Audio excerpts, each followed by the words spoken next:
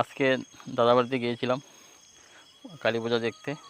যাওয়ার পর আমি আমার পেজের মাধ্যমে আমি আমার অডিয়েন্সকে সবাইকে দেখার সুযোগ দিয়েছি।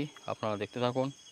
যারা আমার ভিডিওটা দেখবেন তারা অবশ্যই জয় কালীমা লিখবেন আর কমেন্ট শেয়ার করবেন। আর যারা শেয়ার করবেন তাদের মঙ্গল হবে। দেখতে থাকুন ভিডিওটা। তো দাদা বাড়িতে গেলে খুবই আনন্দ করলাম। কালী পূজা দেখলাম, পূজা হচ্ছে, খুব সুন্দর লাগছে।